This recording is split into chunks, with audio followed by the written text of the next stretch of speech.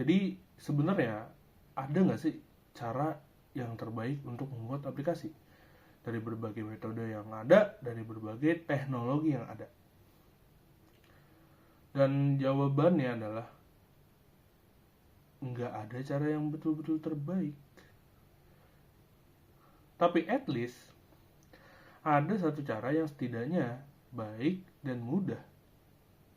Dan saya akan memberikan salah satu contohnya.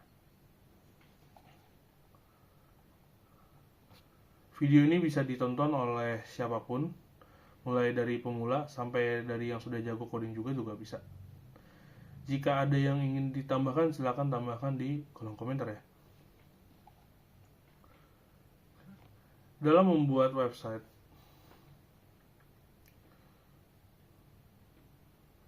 hal pertama yang dilakukan adalah perancangan.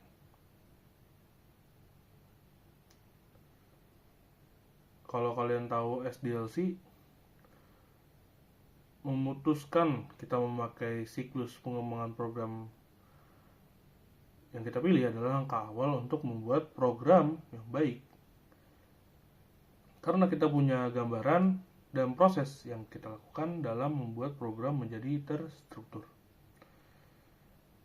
Ada banyak siklus yang bisa dipilih, mulai dari waterfall, iteratif, spiral, dan agile. Atau bahkan ada yang namanya PADI. Lu lihat quote-nya ya.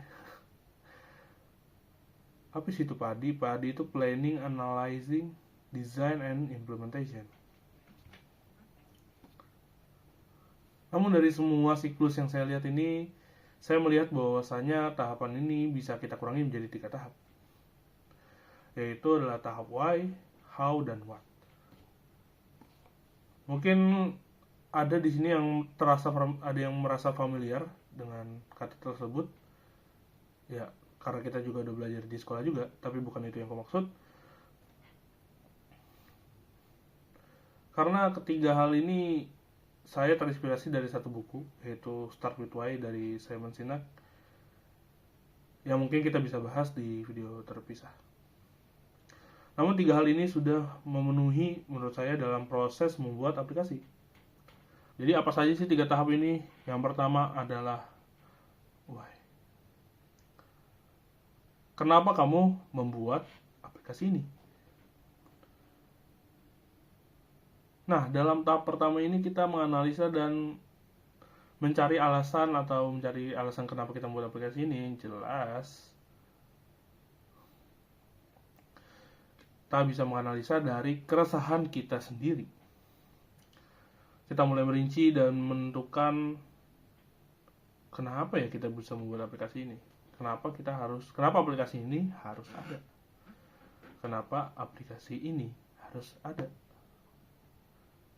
Misal, saya seorang yang aktif gym. Namun saya mengalami masalah ketika melakukan exercise. Kita harus secara manual mencatat repetisi dan beban kita.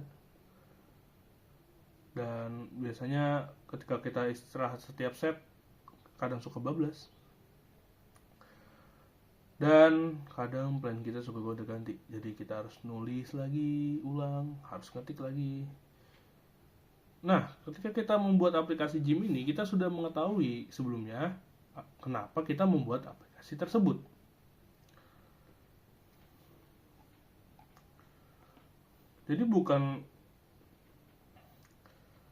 Jadi ada narasi yang kita bawa ke aplikasi ini. Karena kita punya keresahan tersebut, kita jadi mudah untuk menganalisa permasalahan tersebut juga. Sekarang kita lanjut ke tahap how. Bagaimana cara kita untuk menyelesaikan permasalahan ini? Bagaimana cara kita menyelesaikan permasalahan yang sudah kita tanyakan sebelumnya? Di tahap ini kita sudah memikirkan bagaimana supaya permasalahan ini dan narasi yang sudah kita sampaikan sebelumnya itu berjalan sebagaimana semestinya. Nah, jadi jawaban saya tadi adalah narasi yang saya bawa. Saya ingin aplikasi saya dapat mempermudah saya dalam beraktivitas di gym. Oke, maka kita sudah masuk ke tahap yang terakhir. Apa solusi yang kita berikan? Nah, di tahap ini aplikasi harusnya udah jadi, guys. Karena kita sudah menyelesaikan di tahap sebelumnya. Tinggal bagaimana aplikasi tersebut bisa diluncurkan dan dapat bekerja dengan baik.